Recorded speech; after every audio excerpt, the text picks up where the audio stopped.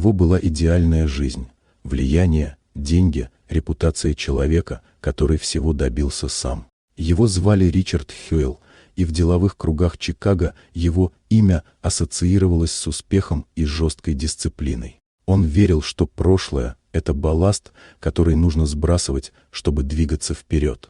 Он был уверен, что ошибки стираются достижениями. Но одна случайная встреча разрушила эту уверенность. 15 лет назад Ричард был совсем другим. Тогда он назывался Итан Брукс, раздраженный, завистливый страховой агент, живущий от зарплаты до зарплаты. Его злило все – чужие машины, чужие успехи, ощущение, что мир обделил именно его. В ту дождливую ноябрьскую ночь он ехал по бедному району Чикаго слишком быстро, ослепленный злостью и жалостью к себе. Авария произошла мгновенно. Он сбил ребенка. Мальчик выжил, но получил тяжелую травму ноги. Итан отвез его в ближайшую клинику, солгал персоналу и пообещал вернуться. Но страх за собственную жизнь оказался сильнее. Он уехал и больше никогда не возвращался. Со временем он убедил себя, что сделал достаточно. Память о той ночи была похоронена под слоями оправданий. А затем все изменилось. Удачные знакомства, рискованные решения и удачный момент превратили Итана в Ричарда Хейла, миллионера и публичную фигуру. Он стер старую версию себя, переписал собственную биографию и начал верить в нее сам. Та авария стала тенью, которую он старательно игнорировал.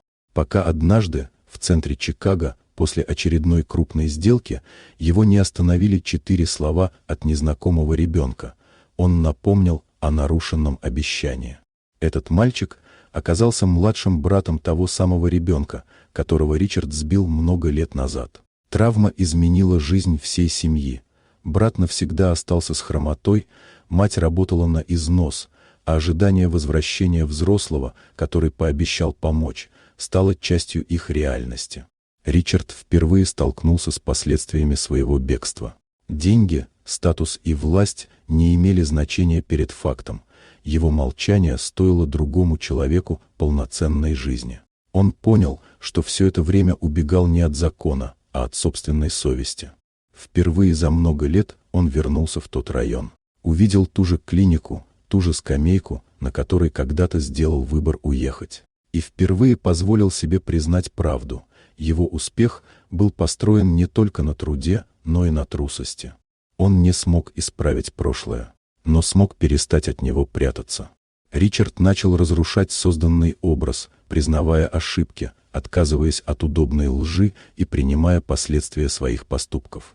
Он потерял часть репутации, но впервые приобрел то, чего у него никогда не было – внутреннюю целостность.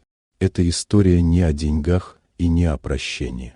Она о том, что от обещаний невозможно убежать. Рано или поздно прошлое находит нас. И вопрос лишь в том, хватит ли смелости остановиться и посмотреть ему в глаза.